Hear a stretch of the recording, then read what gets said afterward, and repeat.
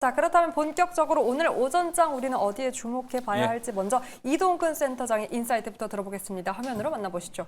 어디에 주목할까요? 오, 센터장님 화장품이 나왔어요. 제가 아주 애정하는 섹터기도 하고 많이 또 애용하니까요. 왜 화장품인 겁니까? 소비 이제는 주목해도 되는 겁니까?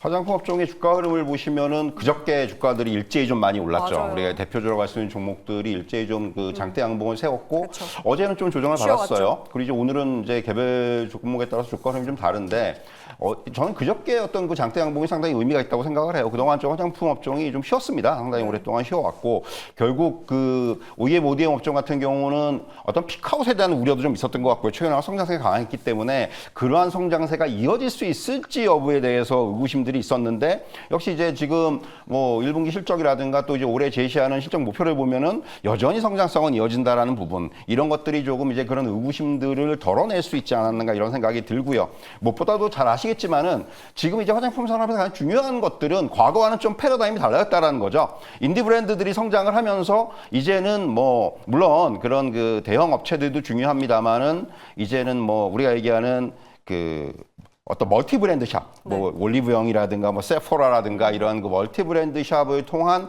그런 제품들의 성장이 워낙 강하게 나타나고 있다라는 거고요.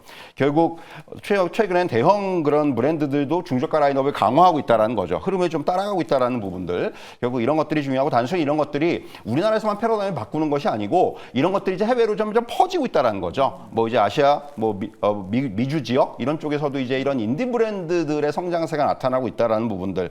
결국 이런 것들 여기에 이제 한 가지 더 추가하자면은 최근에 이제 중국 같은 경우 우리가 이제 화장품 시장을 대표적으로 우리가 꼽으려면 중국인데 과거에 중국은 이제 로컬 브랜드들이 최근에 굉장히 그 강하게 득세를 하면서 사실 우리나라 업체들의 어떤 그 고전이 지금 이어지고 있는데 바꿔 생각하면은 우리나라의 어떤 OEM, ODM 업체들은 굉장히 수혜를 볼 수 있다라는 거죠. 이미 현재 진출해서 그런 뭐 라인들을 늘리고 있고 결국 아시겠지만 우리나라 OEM, ODM 업체들의 어떤 그 기술력이라든가 이런 부분들은 타의 추종이 불가합니다. 그렇기 때문에 그런 부분들을 감안한다면 오히려 OEM, ODM 업체들한테는 상당히 호재다. 이렇게 말씀드릴 수가 있을 것 같고요. 이런 부분들을 종합하자면은 결국 저는 화장품 업종이 좀 오랫동안 조명을 못 받았는데 이제는 서서히 어떤 이러한 성장성, 실적 이런 부분들을 좀 등에 업고 이제는 조금은 우리가 좀 봐야 되는 그런 업종으로 좀 이제 자리매김하지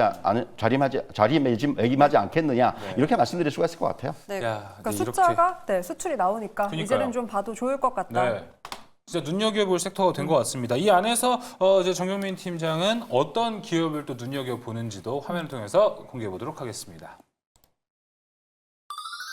APR 어떻게 보면은 비슷한 맥락일 수 비슷한 있겠네요. 맥락이고요. 뭐 화장품, 뭐 또 뷰티, 뭐 이런 쪽에 또 신경을 써야 되는 이제 그런 시기가 또 오기도 했고, 네. APR로 좀 이렇게 시각을 좀 이렇게 축소를 해보자면, 뭐 저는 살 사람은 샀고 팔 사람은 거의 다 팔았다 이렇게 좀 생각하고 있습니다. 뭐 지난달에 화제가 됐던 종목이죠. 이제 공모가까지 이제 떨어진 그런 상황이고 말씀드렸듯이 급한 오버행 물량은 일부 소화가 됐고 큰 흐름에서는 뭐 팔 사람 거의 다 팔았다. 지금 뭐 차트 보시면 쭉 누워 있는 모습을 좀 볼 수 있을 것 같아요. 그러니까 어떤 기업인지는 거의 다 아실 것 같고 이제 가정용 또 개인용 이제 K-뷰티 디바이스라는 좀 상징성이 있는 종목이고요. 뭐 소위 이제 김희선 뭐 미용기기 뭐 이렇게 해서 좀 많이 좀 유명해졌죠. 메디큐브를 비롯해서 뭐 부스트 힐러 같은 좀 신제품도 좀 예상되어 있고 수출 드라이브, 그러니까 수출량을 통해서 이제 기업의 어떤 가치를 쌓아가는 이제 그런 기업으로 볼 수가 있는데 그렇다 보니까 뭐 마진도 굉장히 좀 많이 올라가고 있고요. 그러니까 다른 의료기기, 미용 의료기기 같은 경우는 뭐 피부과나 에스테틱 뭐 이런 쪽에 나가면서 소모품 매출을 통해서 멀티플을 끌어올리고 좀 수익을 가져가는 구조라면 요건 이제 개인용으로 좀 가다 보니까 아무래도 좀 규모가 그래도 좀 더 큰 이제 그런 효과를 볼 수 있겠다라는 말씀드릴 수 있겠고요. 작년 실적까지는 현재 공모가에 뭐 25만 원이었죠. 충분히 좀 반영됐다고 좀 생각됩니다.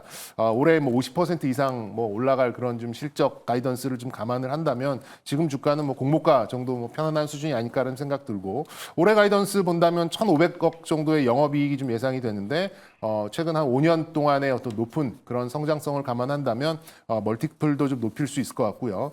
저는 뭐 한 3조대 이런 좀 시가총액도 충분히 좀 가능하지 않을까 이렇게 좀 보고 있습니다. 그래서 뭐 지금 가격대 뭐 부담 없을 것 같고요. 네. 전저점인 24만 원 손절 라인만 좀 이렇게 잘 보시면 되지 않을까 말씀드리도록 하겠습니다. 네, 화장품 섹터 그리고 좀 미용기기 안에서도 APR 관심 기업 함께 들어봤습니다. 자, 오늘 중계는 여기서 마무리하도록 하겠습니다. 지금까지 IBK투자 정경민 팀장, 하이투자 이동근 센터장과 함께 했습니다. 오늘 말씀 고맙습니다. 고생하셨습니다.